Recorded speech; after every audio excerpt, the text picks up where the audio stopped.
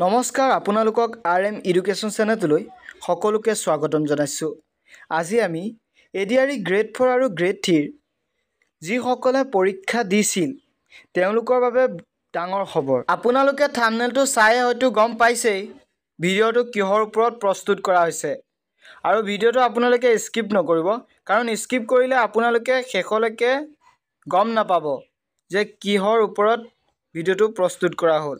সেয়ে আপোনালোকে ভিডিঅ'টো স্কিপ নকৰি শেষলৈকে চাই থাকিব। আৰু যদি আপোনালোকে চেনেলটোলৈ নতুনকৈ আহিছে তেন্তে চেনেলটো ছাবস্ক্ৰাইব, লাইক, কমেণ্ট কৰিবলৈ নাপাহৰিব। আশা কৰোঁ আপোনালোকে ভিডিঅ'টো শেষলৈকে চাই বুলি।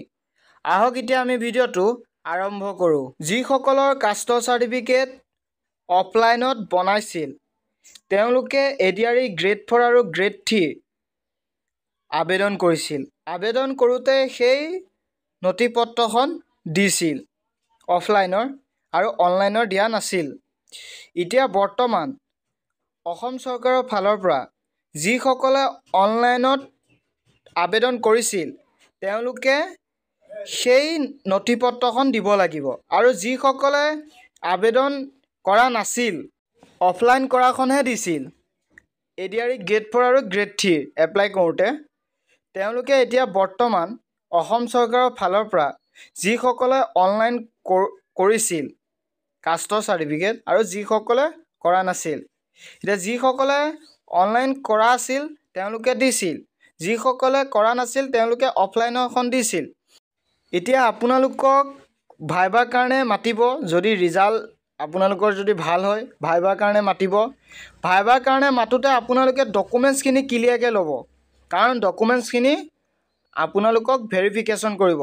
সেইকাৰণে আপোনালোকে যিসকলে অফলাইনত কৰিছিল তেওঁলোকে এতিয়া কি কৰক, অনলাইন কৰক কাষ্টৰ চাৰ্টিফিকেট। যদি অনলাইন নকৰে তেতিয়াহ'লে আপুনি থাকি যাবও পাৰে, চাকৰিটো হয়তো নাপাবও পাৰে। আপোনালোকে কি কৰক, অনলাইন কৰক। অনলাইন কৰি আপোনালোকে কাষ্টৰ চাৰ্টিফিকেটখন ওলোৱাওক। 15 দিনৰ মূৰত হৈ যাব, আপোনালোকে ইমান চিন্তা কৰিবলৈ প্ৰয়োজন নাই। যদি আপোনালোকে নকৰে হয়তো আপোনালোকৰ বিপদ হ'ব পাৰে।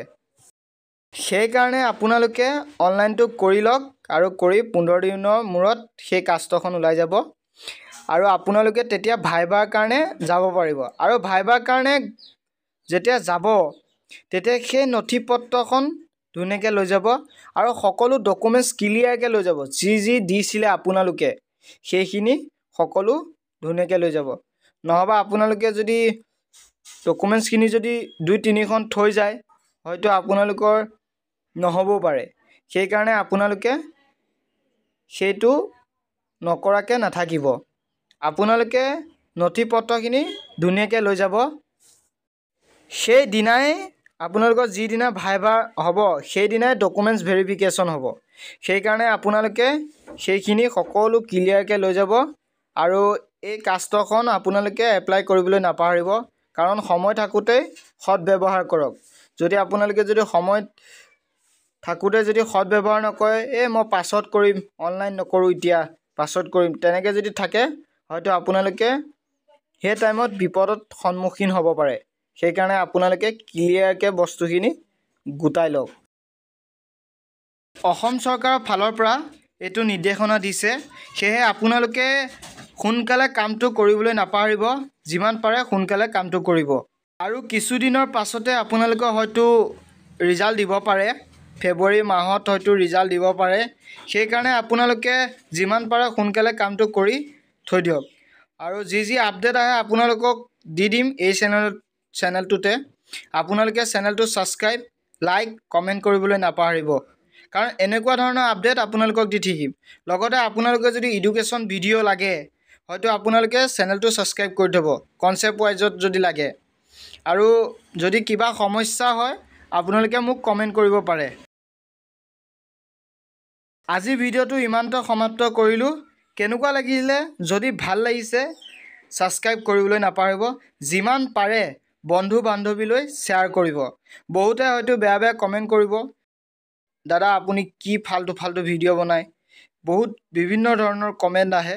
সেইকাৰণে আপোনালোকক অনুৰোধ কৰিছোঁ যে যদি কিবা ভুল হৈছে আপোনালোকে ক্ষমা কৰি দিব, বেয়া বেয়াকৈ কমেণ্ট নকৰিব। আজি ভিডিঅ'টো ইমানটা সমাপ্ত কৰিলোঁ। সকলোকে ধন্যবাদ জনালোঁ।